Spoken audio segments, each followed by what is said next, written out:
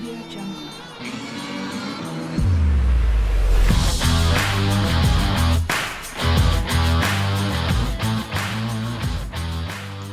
right, welcome to this week's edition of SpOKen Freely. I'm your host, Glenn Brockenbush, and we have spent the first 5 weeks of this podcast mostly talking football, but my mission statement or kind of intro of this podcast does say all sports in Oklahoma, and that is why we are shifting, because it's not all football in the Red Dirt State. We play a little hoops too, and to talk some OKC Thunder hoops, I bring on probably the first guest that I could, other than Kyle Weatherly, probably the first guest that I could legit, if I wanted to, do this in person if we had set this up ahead of time. Because right down the road here in beautiful Lawton, Oklahoma, coming to us live, he's a contributor for Daily Thunder, as well as the Topic Thunder podcast, which, by the way, ace name, way better than mine. He is Alex Roig, and Alex, thanks so much for joining me, man. Oh, thanks for having me. So, Alex, you've been covering the NBA and the Thunder specifically for about 5 years now. Is that correct? Yeah, as a member of the media, I have been covering them for about 5 or 6 years now. And, obviously you're very passionate about it. And as somebody who didn't grow up in Oklahoma myself, I find it interesting how this franchise that, is barely a decade old, has such a rabid fan base. And I often wonder, did the people of Oklahoma have prior, rooting interest in various NBA teams? I mean, what was your kind of childhood or adolescence like watching the NBA? What made you want to cover this possibly? So, coming up, so I was a huge fan of course, as many in the 90s, of the Michael Jordan Bulls. If you weren't necessarily in one of the NBA cities, you were probably rooting for either Michael Jordan or the team that was going against Michael Jordan. You were either a lover or a hater. And so I grew up as a huge fan of Michael Jordan and the Bulls. And then, of course, whenever that dynasty broke up, as we saw in that, that great series, The Last Dance, right? I was kind of an NBA fan free agent. I was just watching. Actually, at that point, I wasn't necessarily watching the game too much. I was, that was my college years, and college years kind of take over, and other interests creep up, and so. But around, once I graduated, Hurricane Katrina hit into the New Orleans area, and the Hornets came to Oklahoma City. Right. And as soon as I heard that the Hornets were coming to Oklahoma City, I was jacked. I was like, because growing up here in Oklahoma, never in a million years would you think, oh, we're going to get an NBA team, any type of major league team, regardless of whether it's NBA, NFL, MLB. Whenever they first put up what's now the Peak, or the Chesapeake Arena, but what's called the Ford Center, they said, well, there's a possibility that maybe in the future an NHL franchise could come. Right. I'm like, hockey. I'm not a huge fan of hockey, but I'm pretty sure I would have ventured to a couple of the games. No biggie. But never in a million years would I have thought that the NBA would be going to Oklahoma City. And so, of course, we had it for about 2 seasons there with the Hornets. Fell in love with that team. Fell in love with Chris Paul, David West, Tyson Chandler. All those guys that were on that team. And then, of course, 2 years out, within 2 years, they were back in New Orleans.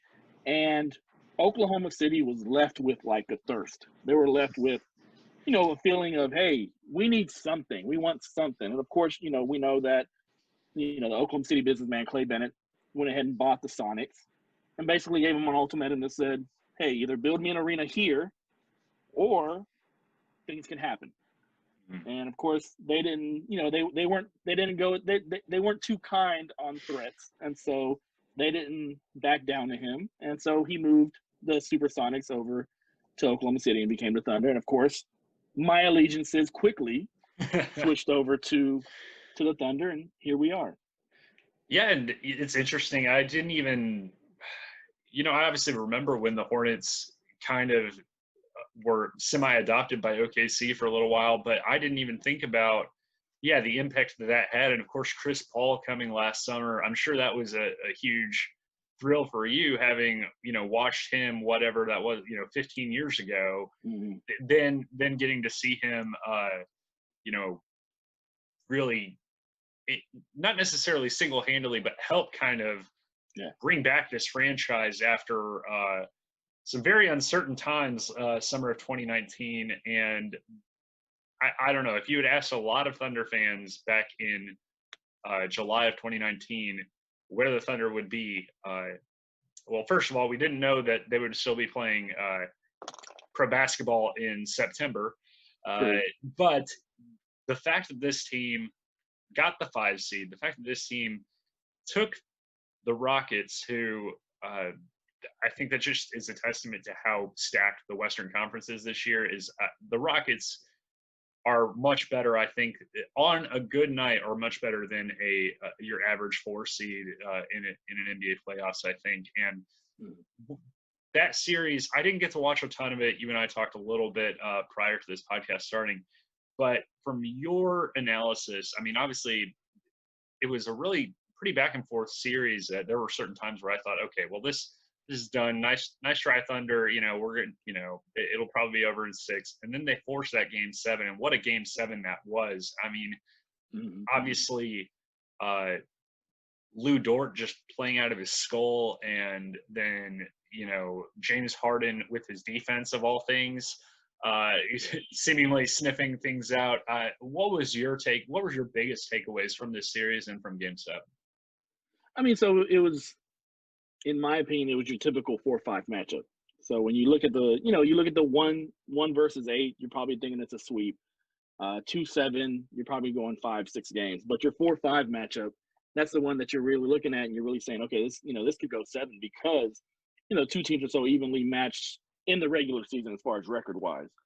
And so going into this series, of course, you had the thing about Russell Westbrook being out, hanging over your head. And so he was out for, the first 4 games he was out. And so going into the series, I thought the Thunder had a chance to maybe go ahead and gain some momentum from the beginning, because Russell Westbrook wasn't there. It was just James Harden. And I thought that they would come out maybe a little stronger in the first 2 games. But then you also have to realize that outside of Chris Paul, Gallinari, and Steven Adams, this is a very young team. You're talking about Shai Gilgeous-Alexander. This is his 2nd year in the league. Darius Bazley, Lou Dort, they're rookies, undrafted rookies at that.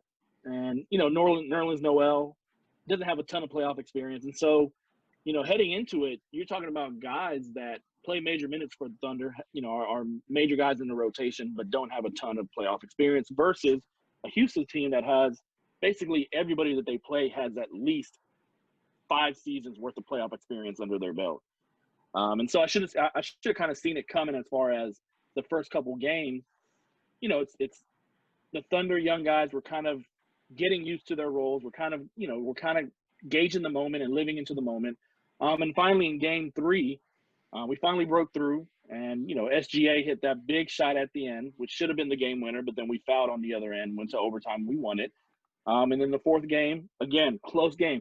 It was one of those series where you kind of knew that Houston had the ability and had the horses to go ahead and do a blowout.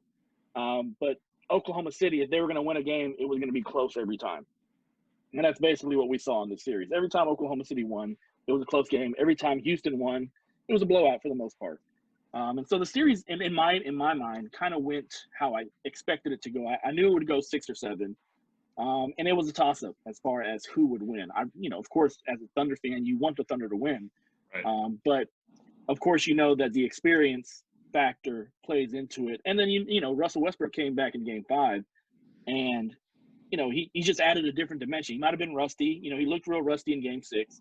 But he just added a different dimension to their offense that, of course, we needed to go ahead and get used to after a couple games. And so, the series, as disappointing as it was as far as the outcome, kind of went the way that I thought it would. Yeah, and it was, you bring up a really good point about, the Russell Westbrook, being out. It's one of those things where whatever sport it is, you're always going to have injuries. That's always going to happen. But and a lot of people, I don't know, you have some fans that like to hang on to those thoughts. Well, if so and so doesn't get hurt, then maybe we have a chance to, growing up in the Dallas area, obviously I cherish the Mavs run to the '06 finals. And then somebody, a decade later will be like, we do know Amari Stoudemire didn't play for the Suns that year. I'm like, like it's, we still won. Like, you can't change history. And whether Russ is healthy or not, that's still a very good team. But I still don't know if they're well. I was about to say I still don't know if they'll beat the Lakers. They kind of took it to them the other night. So they did. Maybe I don't know anything. But it's. I think regardless of, like you said, you obviously want the Thunder to win. And as somebody who grew up a Mavs fan and now lives in Oklahoma, I was joking earlier that, well, like now I'm just not going to pay attention to the NBA because the two teams I was kind of rooting for are out. But this has the makings of obviously a very bizarre playoffs because there's no fans and it's in September, but also it just seems kind of wide open. Like, I think most people think one of the LA teams will come out of the West, but we don't know for sure. And then obviously Milwaukee's kind of an enigma now. I mean, obviously they won today to avoid the sweep, but Giannis gets hurt. I mean, that's a team that obviously a lot of people are now starting to put more and more pressure on as, hey, you probably need, similar to almost LeBron in his first stint in Cleveland. Like, hey, you have this prized possession and you keep getting these high seeds. You need to, you need to pay dividends because he may not be here in a year or two. And, which is bonkers to me that we're already talking about his like 2021 free agency.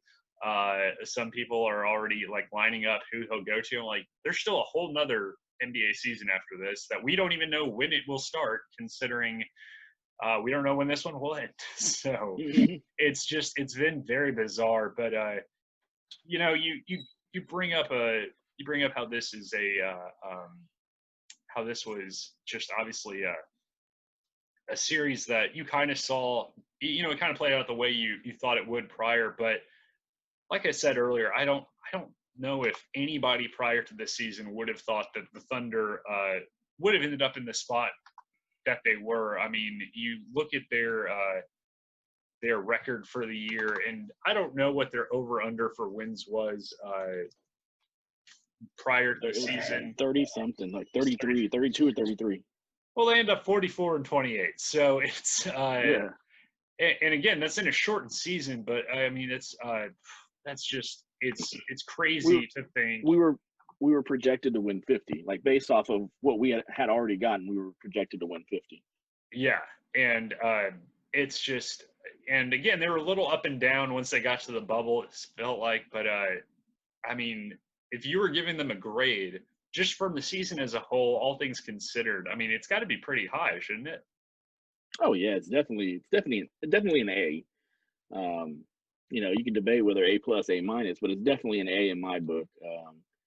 Completely surpassed any type of expectations in regards to record, in regards to ability to play. But I mean, it all hinged at the beginning of the season as far as how long was Chris Paul and Danilo Gallinari going to be in town. And so, in one of my podcasts, we basically all agreed that if Chris Paul and Gallo stayed on the team, this was not going to be a bad team. I didn't think they were going to be 4th, 5th seed in the West type team, but I didn't think they were going to be, the bottom dredges of the league type team. Right. It was all dependent on Chris Paul and Gallo being on the team, and the team, whether they were forced to make a trade, whether they wanted to make a trade, whether they let the season play out and kind of saw where it went. We kind of saw the direction that it went, and I think the team is comfortable where they're at. That's what people have to understand about the Thunder and about the front office, is the team is comfortable where they're at. They know they're rebuilding, and they know that the process of doing a rebuild takes time. Like, it takes time to build a champion, but it also takes time to rebuild correctly. Yes. You don't want to necessarily just jump into a rebuild just because. if you can go ahead and stretch out and, you know, like for instance, in this season, Chris Paul, for everything that everybody, you know, for everything that everybody said at the beginning of the season, he has turned out to be completely opposite. He was all in as far as the team goes. And he was great as far as locker room presence. He was great for the young guys. And so, you know, when you have that on a team with young players and young players that you know are going to lead your team in the future, Right. you keep that, at least for a season, you keep that around to learn from it. And I think SGA, Dort, you know, Baisley, I think those guys have been sponges to Chris Paul's wisdom and Chris Paul's, like, you know, nuances and knowing the game and learning the game and just being the leader that he is. I think it's very important to have that teacher in the beginning of a rebuild, so that those guys that you feel are going to be part of your core kind of spread that wisdom to the newer guys that are going to come in the future. So I thought it was very important to have him on the team this year if he was bought in, which he was. Yeah, and that's something that I think maybe just because I didn't read as many articles, you know, prior, especially because he wasn't playing for my teams, but I think I was probably a little bit oblivious and a little bit naive to a lot of the perception of Chris Paul around the league. And, you know, I've watched videos or read articles since then about, you know, especially once, I guess that was the beginning of the 18-19 season when he had that near fist fight with Rajon Rondo. And, you know, word got out that, you know, Rondo was, you know, saying that he's, you know, bad mouthing Chris Paul, saying he's not the good person everybody thinks he is. And you're right, whatever bad reputation he had that followed him, he's been nothing but a great teammate, it seems like. And for a team like this, you obviously want to have talent, but you want to have character too. And it seems like they have a lot of both. And that is something that I think is going to be really key as they move forward. And it's just, I knew that Shai Gilgeous-Alexander, I knew that he was very highly touted going to Kentucky and then coming out of Kentucky, but I didn't know much about his game prior to this. I didn't know much about Darius Baisley's abilities necessarily. And of course, that being the second time in 2 years or second time in 3 years that they picked a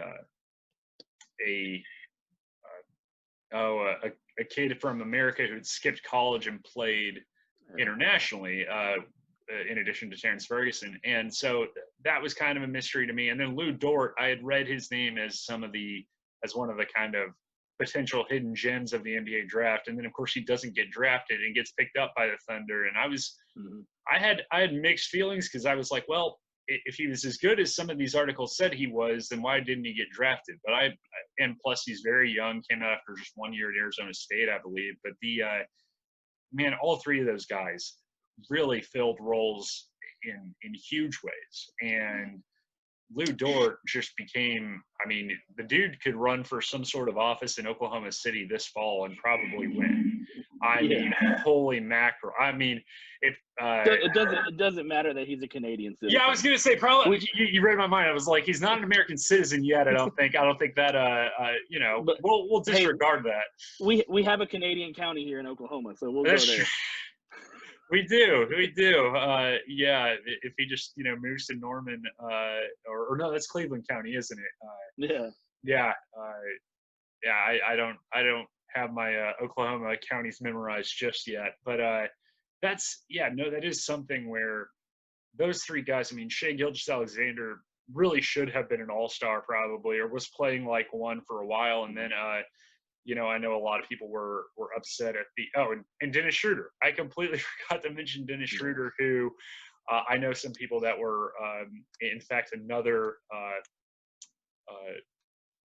I think he actually contributes for Daily Thunder as well. Another writer I know who said that, you know, whenever they announced that Montrezl Harrell got the Sixth Man of the Year award, you know, he was just despondent and was just like, that's not fair, that's stupid. And maybe some of it is, you know, Montrez hasn't, you know, he's a very, we'll generously say a physical player. on the court. I think that's putting it lightly. And he, you know, but I think both he and Schroeder could have been up for the. I mean, I love Dennis Schroeder coming into that draft. I said love is a strong word. I thought he was very talented, and I didn't know what he was going to bring to the Thunder. But man, he has been everything they wanted and more. And it's going to be really interesting. You talk about how young this team is. I was checking before this. In terms of free agents, in terms of where this team goes this offseason in particular, because all those draft picks that they got in the Chris Paul and Paul George deals, those don't kick in until I believe 2021 or 2022 drafts. And of course, Rockets and Clippers, if they continue to be very good, those won't necessarily be lottery picks, but it'll still help. And so as far as this upcoming offseason, I believe the only free agents they're losing, and you can correct me on this if I'm wrong, the only ones that I believe are not going to be under contract, I believe it's only, is it only Mike Muscala and Gallinari? Yeah, so Gallinari is going to be an unrestricted free agent. Mike Muscala, he has a player option. Nerlens Noel has a player option. That's right. And then, of course, you know, some end of the bench guys like what's his name, Deontay Burton and Abdul Nader. They both have team options. Okay. I think Deontay's gone. I think that's a definite that he's gone. And I think Nader, you know, he's end of the bench guy. He can come in there at times and give you 10, 15 points. You know, so I think he stays with the team, especially with the, you know, as far as the amount on the contract, it's very cheap. It's like, you know, 1.8 or something like that. Yeah. And so, yeah, as far as people on the team, you know, you're going to have some decisions, and these players are going to have decisions. It's going to be a different offseason because, you know, as far as salary cap goes for the NBA, you know, we don't know where the salary cap is going to be either because there was, you know, every offseason around July, there's a projection of what the next season is going to be as far as the cap goes. But, you know, this pandemic, basketball-related income has gone down, especially with, number one, you're having less money from China coming in because of that whole Houston Rockets debacle at the beginning of the season with Daryl Morey.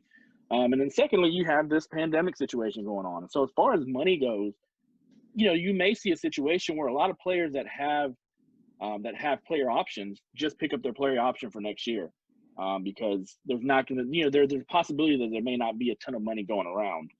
And you could actually see a lowering of the salary cap. And so, you know, you'll have a lot of teams that they may be in trouble as far as salary cap wise because of the situation where, you know, the league is never going to take money away from the players. So they're never going to say, hey, you know, you guys can only get 80% of what your salary is going to be. All these contracts are guaranteed. And so what you may see is teams just saying, hey, you know, we'll sign minimum salary players for the rest of the season next year, and then we'll just go from there. Yeah, it's going to be very. You bring up some excellent points that I haven't even really thought about because the no matter how much NBA 2K I play, I still struggle to figure out, you know, a lot. And of course, the NBA is different from other sports in terms of how they do it financially, with the mid-level exceptions and with the luxury tax and you know they have certain kind of wrinkles to some of those options, you know, team player options that, you know, the other sports it's a little different. And I think that is what you said earlier still ringing in my ear about how, you know, you don't want to blow things up immediately. You clearly have a good thing going to a certain extent. Obviously, everybody's main goal is to win a championship. This wasn't necessarily a championship team, but it appears that it is headed in the right direction. You might need, you know, if SGA is able to elevate to, say, a superstar status or something like that, he potentially could. We don't know yet. And so it's, you know, and I haven't even looked at their cap numbers. I take it they're not going to be going after big money free agent this summer. That would be my guess. Just I don't think they have that kind of cap, especially with Chris Paul. He's not, he's not making pennies and Cracker Jacks. I know that much, and it's going to be really interesting. I wish I had those pennies and Cracker Jacks. Yeah, no kidding. And again, this is another soapbox for another day, but that is one thing when Thunder fans often talk about, like, reminisce or lament the breakup of the big three or big four, if you want to call it that, with Serge Ibaka as well. I'm like, that thing was never going to last. When it happened was extremely unlucky, because then the CBA, the contracts were different a few years later, and maybe they could have signed James Harden. But of course, that guy was also coming off the bench at the time because they were having Tabo, for his defensive presence play, start a lot of those finals games. That's neither here nor there. Not wanting to open any fresh Thunder. Let's not do that. Yeah. Too soon, Glenn. Too soon. 8 years is too soon. 8 years later is too soon. Yeah, that's fair. But it's going to be really interesting. Let's say if they're not looking too hard at the free agent pool, and whether they bring back Gallo, who obviously played a big role. Muscala, kind of had some games where he kind of gained a little bit of cult hero status here and there, but he didn't. I don't know if he really was a huge contributor. I think if he left, I don't think anybody's going to be sobbing into their beer. But if let's say they don't make too many changes, free agency wise, in terms of the draft, they'll probably be drafting, somewhere in the 20s. Is there anybody in particular? 25. Okay, they go based on the pre-playoff record. So our pick itself it went to Philadelphia. Okay, that's right. That's off the Jeremy Grant deal from a couple years ago. That's right. And believe me, coming into the season, we were like, this is our pick guaranteed, because it was, I believe it's top 20 protected. Okay. And it ended up being 20 or something like that. It was top 20 protected. It ended up being 21. Oh. So yeah, look at the draw. So it ended up being 21. So Philadelphia gets that pick. And so in the beginning of this season, we traded away Jeremy Grant to Denver in exchange for their first round pick. So we have their first round pick, which is number 25. As far as the draft goes, like this, they say this is a weak draft as far as at the top. And you have, you just have a lot of question marks at the top. You have, the guard out of Georgia, Anthony Edwards, not the guy that played on ER or Top Gun. Right. This is the basketball player. But he's one of these. He's like a Dion Waiters. He's like a compactly built shooting guard that can score from basically any part of the court. But he has his weaknesses. Then you have LaMelo Ball. You have James Wiseman, which played like 5 games over at Memphis, and then he was suspended for the year because of thanks NCAA violations. I think NCAA violations. You have a couple other guys, Obi Toppin from Dayton. You have Okoronkwo from USC. So you have a bunch of players that, in about 3 years, we may look at a player and be like, wow, that he came from that draft and he's a superstar. Or you can have a player that's, number 1 or number 2 pick. We're like, wow, he's a bust. That guy. Right.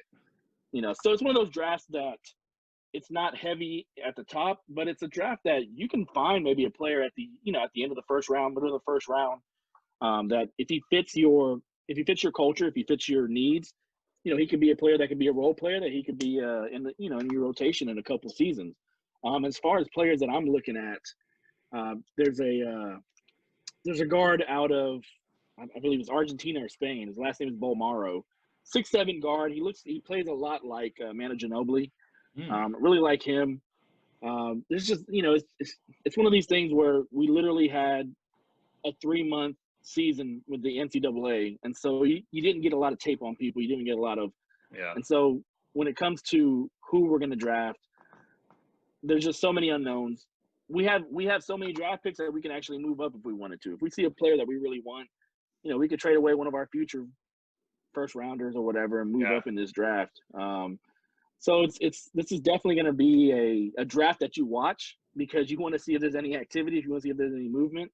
And as far as the player that we get, don't be too down on whoever we pick, because I remember whenever we drafted Darius Baisley, I mean, basically everybody that was within my surroundings that I could hear were like, who's Darius Baisley? And of course, he didn't play college ball. He had that internship at New Balance, and he trained with Mike Miller. So he was playing basketball, but he wasn't playing basketball, on a TV screen, basically. And so, you're probably going to get a lot of players that come out and people are like, who? Or people are like, I wasn't expecting him to go that high. But, there's a player out of Washington called Jaden McDaniel. He's a player that he started the season. He was high on a lot of draft boards, kind of dropped down on draft boards for various reasons, inconsistent. But he's a player kind of like Kelly Oubre, just oozes a whole bunch of talent, athletic wing player, tall wing player. And he's just somebody that, we can kind of put him out there and see what happens. There's a ton of options when it comes to this draft.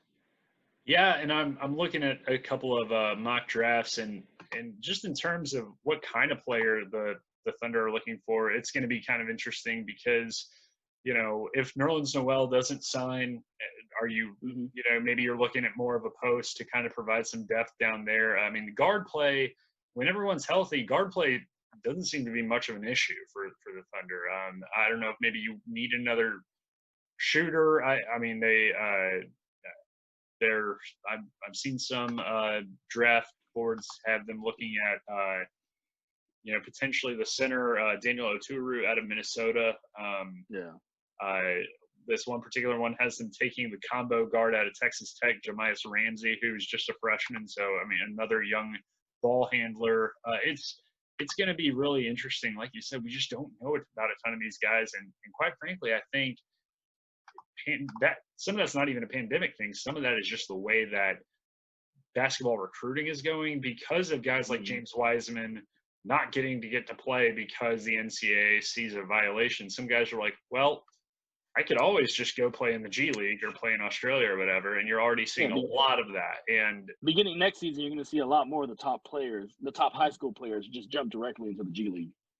And I thought it was hilarious years and years and years. Well, I say years and years ago. I'm just feeling too old probably, but the fact that when guys like Andre Blatch or Martell Webster or Gerald Green came into the NBA, we were like, I have no idea about this guy. And for about 3 years, you were still learning about them. Well, that's because those would have been the years that they would have been in college, honing their game. And a lot of people were like, well, this is boring. We don't know who any of these guys are. Well, then you change it and you do 1 year. Well, you still don't know who a lot of these guys are because, what was it, 2 years in a row between Ben Simmons and Markelle Fultz, you had guys not even make the tournament go number 1 overall. And it's going to be bizarre. It's going to be really strange. In terms of, I don't know, this Thunder team was obviously very exciting, and I really do think that it's going to be I think they've got a great future going forward. I think, Sam Presti can be a little bit he's a wheeler and a dealer, man. If nothing else, I know that there's not too many executives that I would trust more, probably, in terms of putting this. I know that some of the way that I know some people weren't super excited about the trades last year, trading Paul George and Russell Westbrook, but those were, the Paul George one was going to happen. I think that was pretty clear. And I think when Paul George got traded, you knew the other one was going to happen. You were just waiting for the other hammer to fall, and it is, selfishly, I hope that we do have basketball in arenas again. I don't know when that'll be. Eventually, it will happen, but I think that regardless of what the stadium is going to be called, considering we're still not sure about the Chesapeake situation. Yeah, I actually, it's I have a friend who has done some accounting for Chesapeake, or works for Chesapeake in their accounting department, and yeah, that's still an ongoing thing. That's all I can say. That's all he would say, and because we're still figuring things out. And but it's going to be.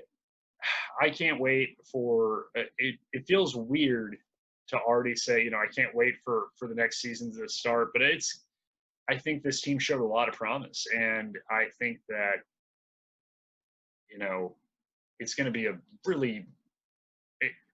I hate saying this phrase because I've heard it everywhere, but it really has been a season like no other, and an off season. It'll be an off season like none other before it, because you just don't know what's going to happen. And I don't know. It's going to be a lot. It's going to be very interesting to see.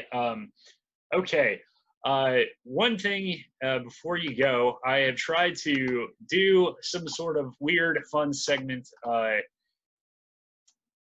based on, whatever interests my guests might have. And on your Twitter bio, you are a self-described lover of 90s hip-hop and 90s R&B. If you are giving me the Alex Roig pregame playlist, let's say 3 songs, 90s hip-hop songs that you are listening to on your way to the Thunder game, while you're doing shoot around, whatever, what are some 90s hip-hop songs that you believe belong in an NBA arena regardless? Oh, belong in the NBA arena. Or that you just like listening to pump yourself up before the game. I mean, so if you're listening to something to pump yourself up, I mean, a lot of DMX songs can. I mean, either DMX or Rough Rider. Like, if you want to go and pump yourself up and get some adrenaline running, coursing through your veins. It's like audio caffeine. Like it is. I mean, it's like an audio, like, just energy drink. Before in the 90s, before we knew where energy drinks were. We just had a grown man barking at us. Exactly. Yeah. So, I mean, definitely something like that. I'm a huge fan of, like, Wu-Tang Clan. Now I just have this guy bark at me. That's all I can do. Yeah, he doesn't bark quite like D does, but Wu-Tang Clan. Yeah, that's somebody that I didn't discover till I was a lot older. Really? I just.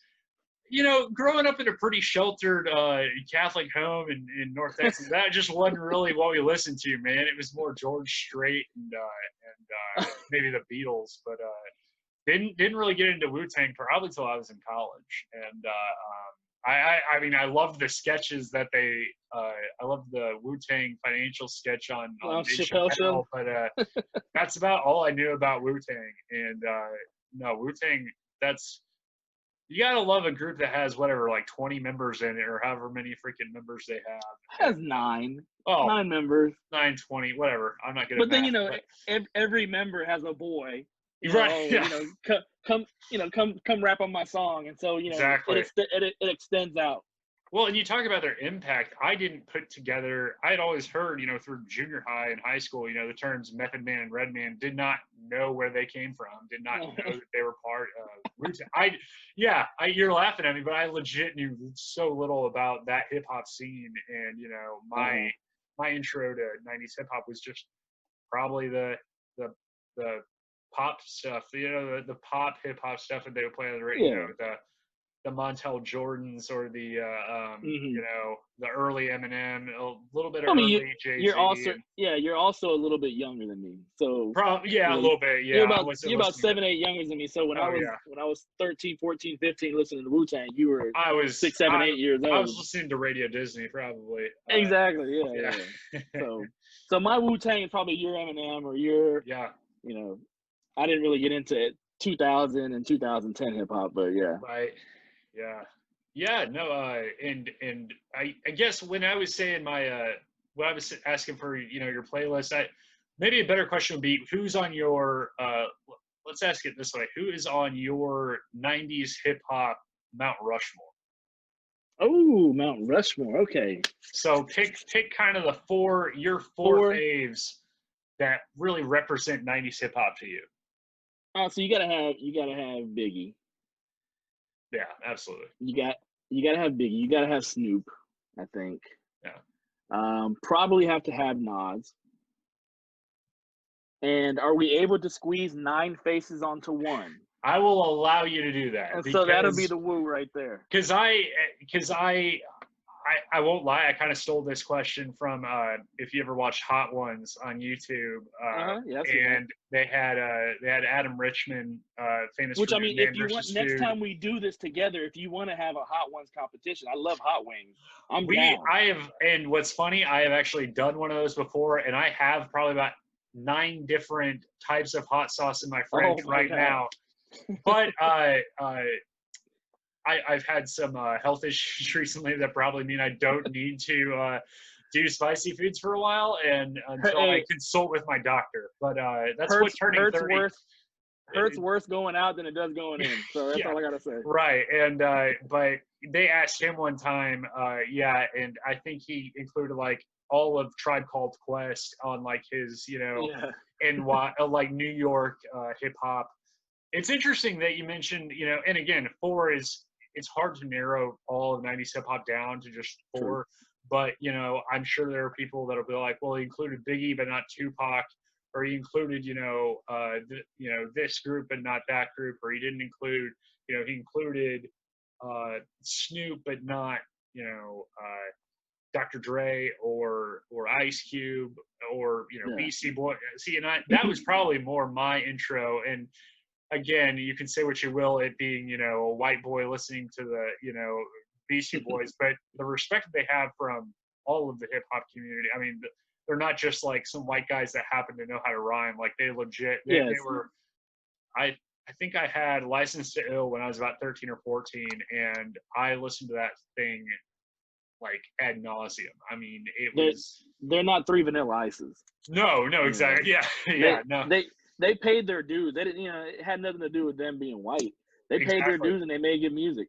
Yeah, no, absolutely. And it's one of those things where I don't, and I try to get into the music game now. Maybe part of it is just because I don't listen to the radio as much now. But there are some modern hip hop artists or modern rappers that I like more than others. I don't listen to a lot of kind of the popular rap stuff nowadays, but you're right. You see a lot of the mixed races.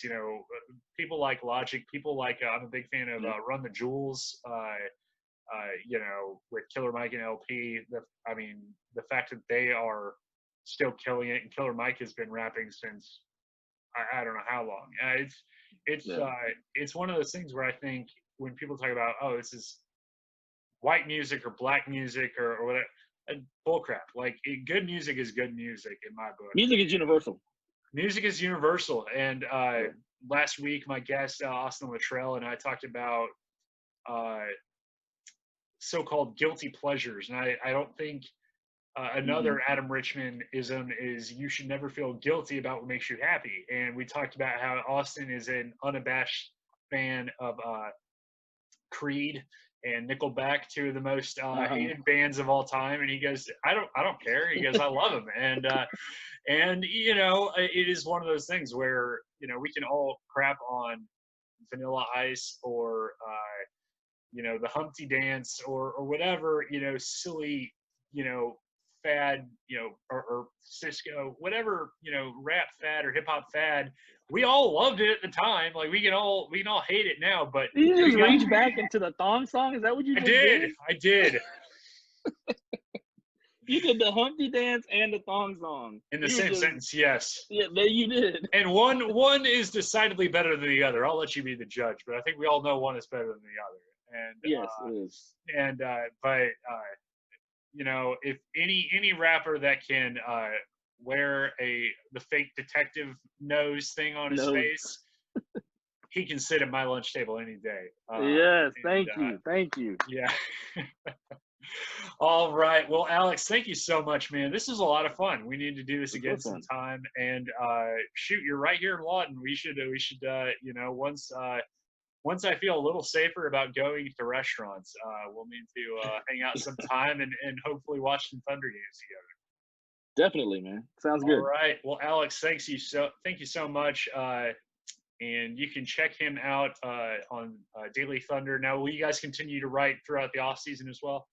Oh yeah, man. We got a ton we got to write about. Yeah. We got to write draft picks and off-season moves, and so yeah, All we'll right. keep on updating it. And then where can people find your podcast? So you can basically find us anywhere where you find a podcast. So Stitcher, Spotify, Apple Podcasts. So yeah, just type in Topic Thunder. It's gonna be Topic and then colon and then Thunder, and you'll be able to find the podcast anywhere basically. Now, I have to ask, obviously it's just a catchy name. Do you guys make any Tropic Thunder references in the podcast or no? So we did at the beginning. Okay. So the first year, so I mean we've been doing the podcast. This is the second season doing the podcast. And so at the beginning, there's a lot more like clips of the movie kind of interspersed within there. Some Les Grossman. Yeah, exactly. Some Les Grossman, some just a lot from the movie. But this season what happened was we went on to the podcast was sponsored by one of the websites. I forgot who it was, and for purposes of not having it shut down, we had to stop playing clips. Because right. Oh yeah. Yeah, all that stuff. So yeah, I mean, we took it away, and then eventually it just kind of like died out. That part of it died out. So right. But yeah, it is inspired by Tropic Thunder. Right. So we just said Topic Thunder. Highly underrated movie, if I do say. Oh so. My goodness, yes, it was a great movie. I recently watched an interview that Tom Cruise did about getting hired to do that movie, and Ben Stiller came up and said, we have this role that would be great for you, and he goes, I'll do it, but I need two things. I need to wear fat hands, and I want to dance. And he did both of those things in the movie beautifully, did. And it's hilarious. Our byline on our Twitter page was we're just some dudes talking about some dudes who I forgot what it said. On other dudes, talking about other dudes that play basketball or something like that. As long as you guys don't do any like simple Jack impressions, I think you're good. No, don't worry about that. All right, well, Alex, thank you so much. Check out his podcast, Topic Thunder, and check out his work on Daily Thunder. He is Alex Roig. He covers the Oklahoma City Thunder, and hopefully we will see them in a few months, and hopefully at some point in the next year in an arena. Hopefully. So for Spoken Freely, I'm Glenn Brockenbush, and we will see y'all next time. Audio Jungle.